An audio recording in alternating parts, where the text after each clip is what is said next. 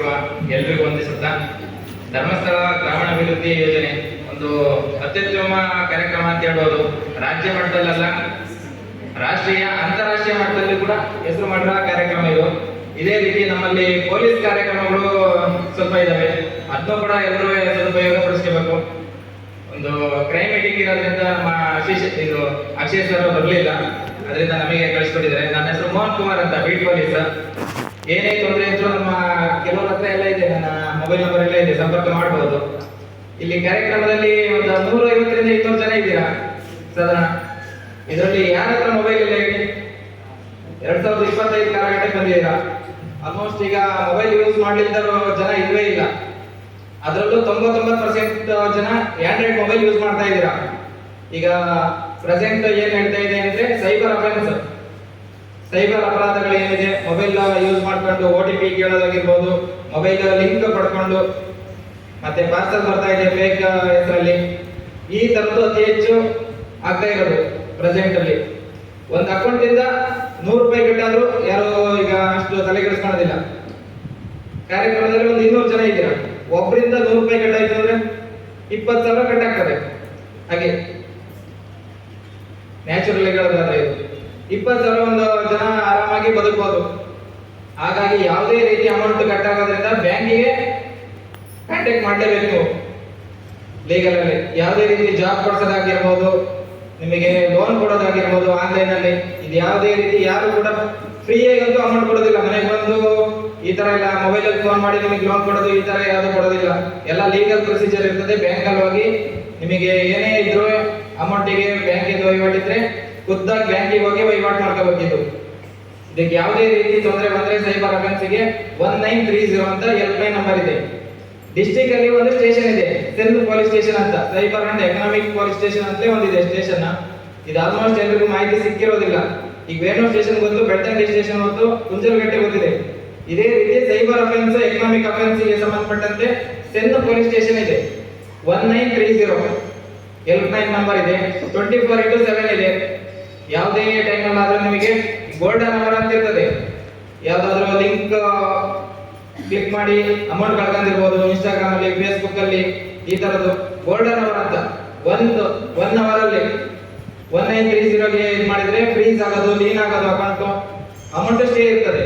Next ಸ್ಟೇಷನ್ಗೆ ಬರ್ತದೆ complaint, ಅದರಿಂದ ಇನ್ವೆಸ್ಟಿಗೇಷನ್ ಮಾಡಿ ಅಮೌಂಟ್ ತರಿಸ್ಕೊಡೋ ಪ್ರಯತ್ನ ಆಗ್ತದೆ. ಆಲ್ಮೋಸ್ಟ್ ಎಲ್ಲರಿಗೂ ಗೊತ್ತಿರ್ತದೆ ಅದು. ಗೂಗಲ್ ಮಾಡಿದ್ರೆ 1930 ಹೆಲ್ಪ್ ಲೈನ್ ನಂಬರ್. ಮತ್ತೆ 112 ಇದೆ, ಎಮರ್ಜೆನ್ಸಿ ರೆಸ್ಪಾನ್ಸ್ ಸಪೋರ್ಟ್ ಸಿಸ್ಟಮ್ ಅಂತ ಹೇಳಿ, ERSS 112. ಇದು ಎಲ್ಲರಿಗೂ ಗೊತ್ತಿದೆ. ಇಲ್ಲೇ ಆಲ್ಮೋಸ್ಟ್ ಈಗ ಅಫೆನ್ಸ್ ತುಂಬಾ ಫೋನ್ ಮಾಡೋದಕ್ಕೆಲ್ಲ ತುಂಬಾ ಕಡಿಮೆ ಆಗಿದೆ. ಈಗ ವೇಣೂರು ಸ್ಟೇಷನ್, ಕುಂಜಲಗಟ್ಟೆ ಸ್ಟೇಷನ್, 2 ಸ್ಟೇಷನ್ಗೆ ಸೇರಿ ಒಂದು ವೆಹಿಕಲ್ ಕೊಟ್ಟಿದ್ದಾರೆ. ಇಲ್ಲೆಲ್ಲ ಕಡಿಮೆ ಅಫೆನ್ಸ್ ಆಗ್ತಾ ಇದೆ ಅಂತ ಹೇಳಿ ನೀವು ಹೆಚ್ಚು ಅದಕ್ಕೆ ಎಷ್ಟು ಕರೆ ಮಾಡ್ತೀರಾ, ನೆಕ್ಸ್ಟ್ ಸ್ಟೇಷನ್ಗೆ ಒಂದೊಂದು ವೆಹಿಕಲ್ ಬರ್ತದೆ. ಯಾವುದು ಅಫೆನ್ಸ್ ಆಗಿರ್ತದೆ ಆ ಸಮಯದಲ್ಲಿ ಒಂದು 10ರಿಂದ 15 ನಿಮಿಷದಲ್ಲಿ ರೀಚ್ ಆಗ್ತಾರೆ. ಮತ್ತೆ ರಾತ್ರಿ ಸಮಯದಲ್ಲಿ ದನ ಕರುಗಳು ಅತಿ ಹೆಚ್ಚಾಗಿ ಬಿಡ್ತಾರೆ. ಈ ಕುತ್ಲೂರು ವಿಭಾಗ ಮತ್ತೆ ನಾರಾವಿ ವಿಭಾಗದಲ್ಲಿ ರಾತ್ರಿ ಸಮಯದಲ್ಲಿ ರಸ್ತೆಯಲ್ಲೇ ಮಲಗಿರ್ತದೆ ದನ ಕಳುವು. ಇದೆಲ್ಲ ತುಂಬಾ ಕಂಪ್ಲೇಂಟ್ ಬರ್ತಾ ಇದೆ ನಮಗೆ. ಆದಷ್ಟು ಕೂಡ ನಾವು ಟ್ರೈ ಮಾಡ್ತಾ ಇದ್ದೇವೆ. ಈಗ CCTV ಅದೆಲ್ಲ ಹಾಕಿಸೋದು ತುಂಬಾ ಒಳ್ಳೇದು. ಕುತ್ಲೂರಲ್ಲೂ ಮೊನ್ನೆ ಒಂದು ತೆಪ್ತ ಆಯ್ತು, ಕಳ್ತನದ್ದು, ಅವಿನಾಶ್ ಸರ್ ಮನೆದು. ಈಗ 0 ಇಂದ ಹಿಡಿದು ಒಂದು 99% ತನಕ ಬಂದಿದೆ ಕಾಲಘಟ್ಟಕ್ಕೆ. ಅದು ಇನ್ವೆಸ್ಟಿಗೇಷನ್ ಎಷ್ಟು ತೊಂದರೆ ಆಗಿದೆ ಅಂತ ಅದು ನಮಗೆ ಗೊತ್ತಿದೆ. ಖುದ್ದಾಗಿ ನಾವು ವರ್ಕ್ ಮಾಡಿದ್ದೇವೆ. ಇಡೀ ಗ್ರಾಮ ಹುಡುಕಿದ್ರೆ ಒಂದೇ ಒಂದು CC ಕ್ಯಾಮೆರಾ ಇರೋದು. ರಾಧಾಕೃಷ್ಣ ಅಂತ ಇದ್ದಾರೆ ನೋಡಿ, ಅವ್ರ ಮನೆ CC ಕ್ಯಾಮೆರಾ ಬಿಟ್ರೆ ಇಡೀ ಗ್ರಾಮದಲ್ಲಿ ಯಾವುದೂ ಇಲ್ಲ. ಮತ್ತೆ ಸಲೀಂ ಸಾಹೇಬ್ ಇತ್ತು, ಬಟ್ ಆ ದಿನಕ್ಕೆ ಅದು ಆಫ್ ಆಗಿದೆ ಕರೆಂಟ್ ಹೋಗಿ. ಹಾಗಾಗಿ ಗ್ರಾಮ ಪಂಚಾಯತ್ ಒಂದು CC ಕ್ಯಾಮೆರಾ ಇದು ಕುಪ್ಪುಜಿ ಕ್ರಾಸಿಗೆ ಒಂದು ಅಳವಡಿಸೋದು ಅಂತ ಹೇಳಿದ್ದೇವೆ. ನಾರಾವಿಲ್ ತುಂಬಾ ಬರ್ತದೆ. ನಾವು ಪುತ್ತೂರಲ್ಲಿ ಕಳ್ತನ ಆಗಿರೋದು ಬಂದು ನಾರಾವಿಲ್ ಹುಡುಕ್ಲಿಕ್ಕೆ ಆಗ್ತದ? ಇಲ್ಲಿಂದ ಬಸಗುಳಿ, ಮಾಡ check post, Charmadi check post ಅಂತ ಸುಮಾರು ಒಂದು 120 ಕ್ಯಾಮೆರಾ ಚೆಕ್ ಮಾಡಿರ್ಬೋದು. ಒಂದು 320 ಜನದ ಕಾರ್ಡ್ ಡೀಟೇಲ್ಸ್ ಎಲ್ಲ ಚೆಕ್ ಮಾಡಿರ್ಬೋದು.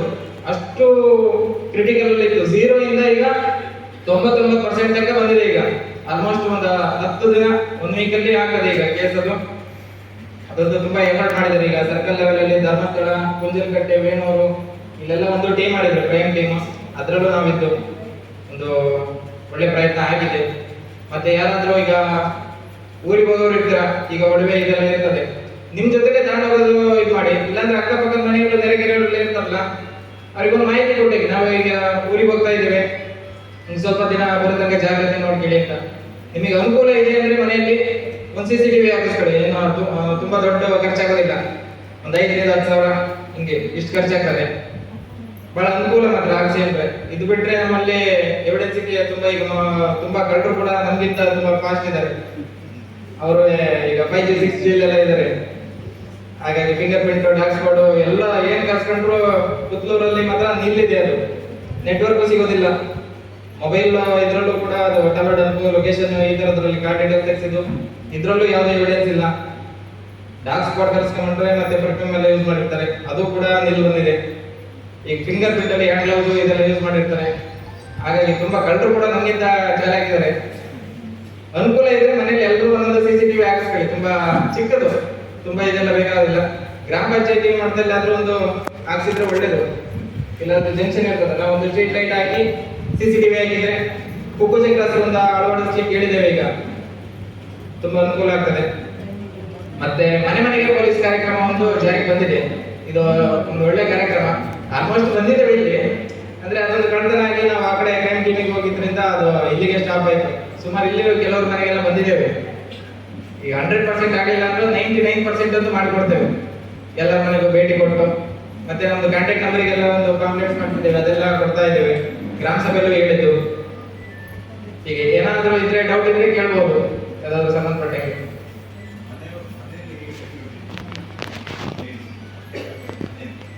ಮನೇಲಿ ಇದ್ರೆ ಅದೇ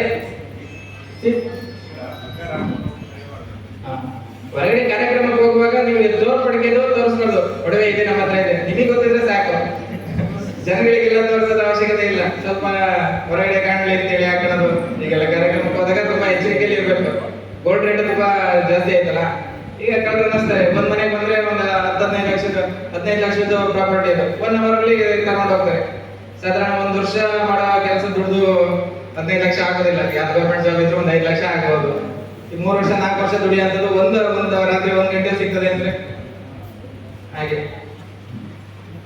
ಬಂಗಾರ ಎಲ್ಲ ಇದ್ರೆ ಆದಷ್ಟು ಜಾಗ್ರತೆ ಮಾಡಿ. ಬ್ಯಾಂಕಲ್ಲಿ ಇಡೋದು, ಲಾಕರಲ್ಲಿ ಇಡೋದು. ಇದು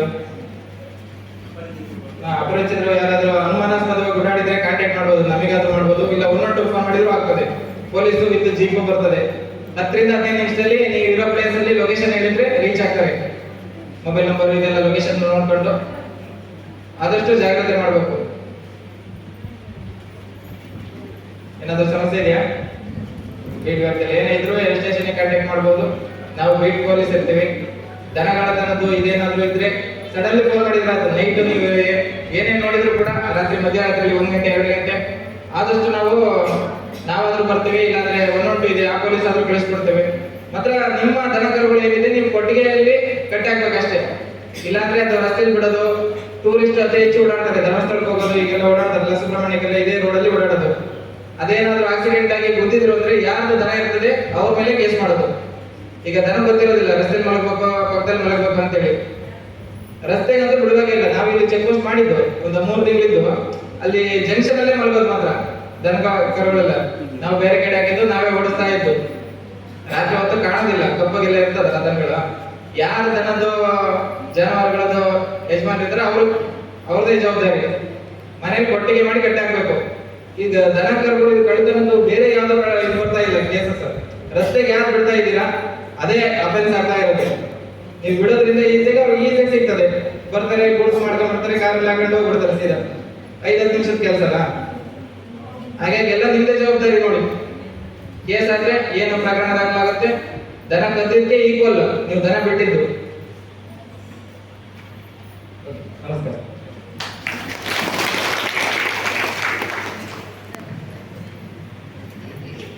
ಅಕ್ಷಯ್ ಸರ್ ಅವರಿಗೆ ಬರ್ಲಿಕ್ಕೆ ಆಗದೇ ಇದ್ರು ಕೂಡ ಈ ನಮ್ಮ ಕಾರ್ಯಕ್ರಮಕ್ಕೆ